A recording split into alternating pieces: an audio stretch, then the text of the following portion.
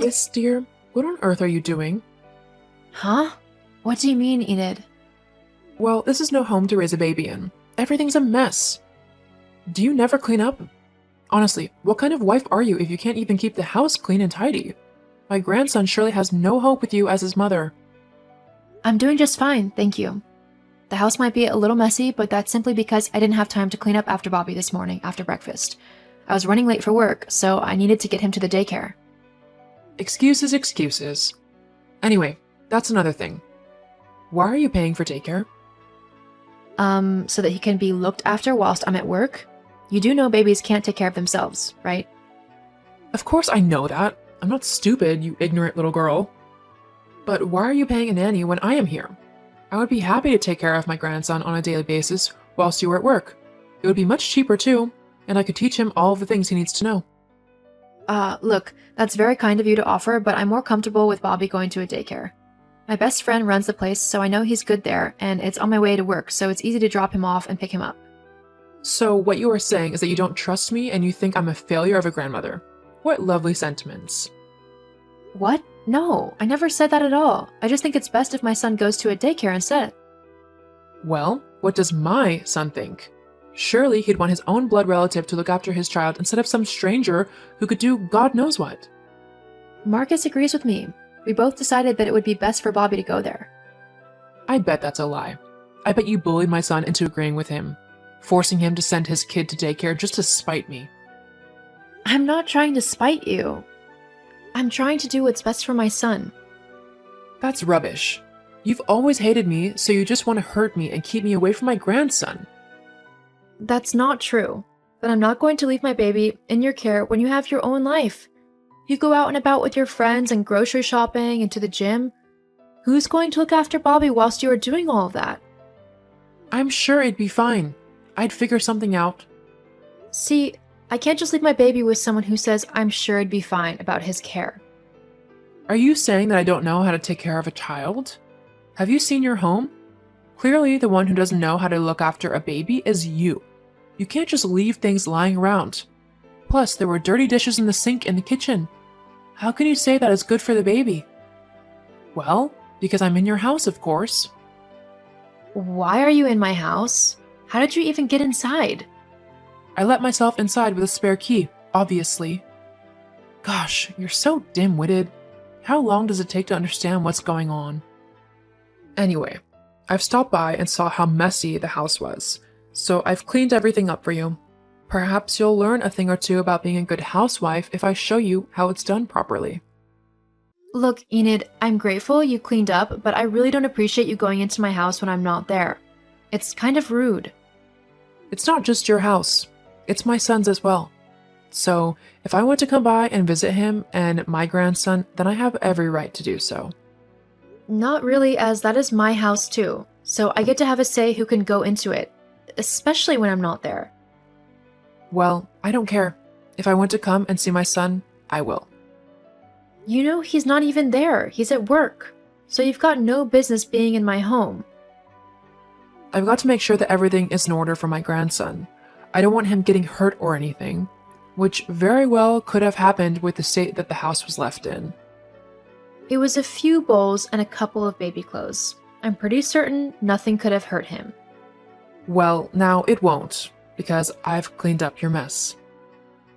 Look, I don't have time for this. Please leave my house. I've got to get back to work. I truly worry for Bobby, having you for a mom. I think he'd be much better off in my care. After all, you'd rather go to work than stay at home and raise him. No wife or mother should do that. This isn't the 1950s, Enid. Women can do both now. I love my son very much and I like working too. I can manage both. Now, I've got to get back to work. Please don't be in my home when I get back. But I want to see my grandson. Well, I've got the weekend off, so you can come over then. That's days away. I'm afraid that's the best I can do. When Bobby gets home, all he's going to be doing is having his dinner and then going to bed. He's always very tired after daycare, so he won't be in any mood to play with anyone. Ah, fine. But Marcus will be hearing about how you are treating me. Whatever. I've not even done anything wrong. You're trying to keep my grandson from me. No, I'm not. I'm just setting boundaries. You can't just come over whenever you want. I don't want you waking my son up when he's sleeping. Tell my son about this, though. Okay, I guess I'll see you this weekend then. Hey Lois, I just finished talking to my mom and she was quite upset with how you were speaking to her this afternoon. She said you were incredibly rude to her and that you were criticizing her ability to look after her son. That's kind of rude considering she raised me.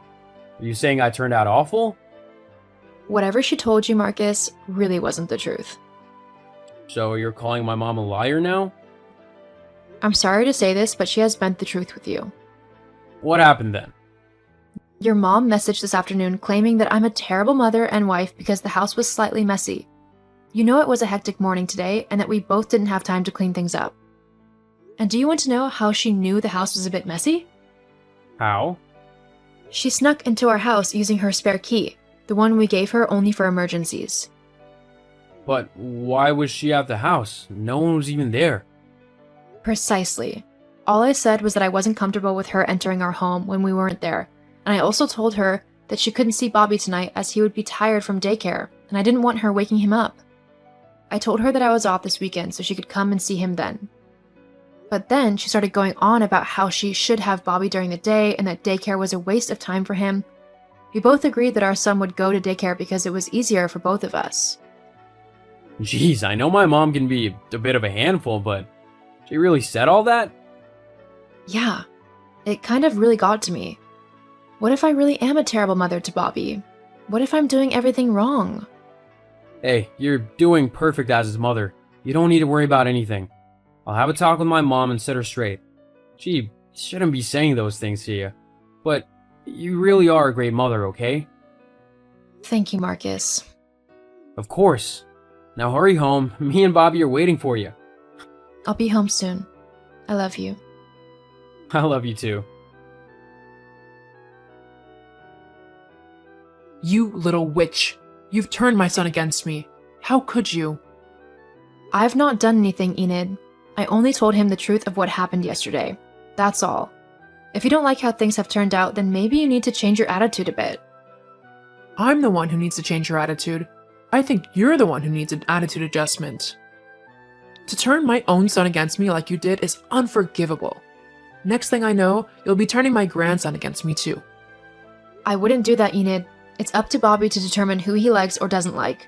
But seeing as he's only a baby at the minute, I'm happy to let you two build a relationship until he's old enough to choose if he wants to continue with it or not. But that doesn't mean that you get to dictate when you see him. Bobby is my son, so you'll have to stick to my rules. We'll see about that. What? What do you mean by that? Enid? I still don't feel comfortable with what your mom was saying last night. She seemed really creepy. It'll be okay. She was just being, well, her. You know how she gets. How's Bobby? Is he feeling any better? Okay. Well, I'll message later to see how you both are doing. Love you. I love you too. Hello, Lois. Hi? So, you know how you were saying that you're not a terrible mother? Yes, I know I'm not. Well, that's not entirely true, is it? What are you on about? A good mother would have noticed that their baby is missing. Huh? Well, I came around earlier and noticed that Bobby had just been left all on his own in the house. Marcus had told me he wasn't feeling very well, so I wanted to check up on him. He wasn't left on his own. I really don't know what you were on about. He was just left in the living room. You were nowhere about. I felt so awful for him that I just had to go in and get him. Bobby and I have been happily walking in the park for the past hour. A good mother would have known this. She would have noticed that her baby was missing and she would have been looking for him. Take the baby back.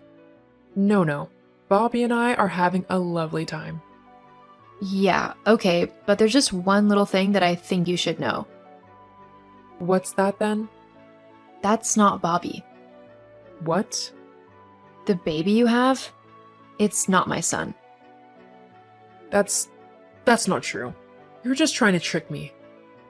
I'm really not. And how would I know that? Because my son is currently lying in my arms fast asleep. I don't know whose baby you have with you, but I suggest you take him back ASAP. Otherwise, you could be charged with kidnapping. But this is just an honest mistake. I'm sure if I explain it to the woman, we'll just have a laugh about all this. I doubt it. You stole a baby. If I were that mother, I'd have you charged for kidnapping immediately. Just to let you know that if you ever try to do that with Bobby. Oh God, oh no, what should I do? Well, you should take the baby back to his mom. Then pray that she doesn't call the police on you, if she hasn't already. Lois, I need you to help me. You can come and get the baby and take it back to the woman.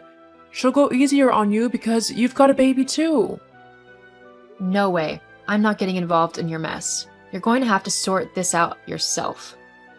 Lois, as your mother-in-law, I demand you to help me. No, you're in this mess because you wanted to take my baby. I told you that if you wanted to see him, it would be on my terms, and you ignored that. If you think that I'm going to let you anywhere near my child in the foreseeable future, you've got another thing coming. Oh, you're the worst daughter-in-law ever. In the end, Enid took the baby back to his mom. However, she had already called the police once she had noticed her baby missing. The woman was hysterical. Enid tried to explain why she had taken the child, but saying that she was trying to kidnap her grandson instead still didn't sound good either. Enid was taken to court for her crime and given a fine and a restraining order. I also stopped her from seeing my son unless I was present, as I didn't trust her not to try and take him off somewhere. If someone sets boundaries with you in concern of their children, respect those boundaries and listen to the parents' wishes as they are the ones who are looking out for their children.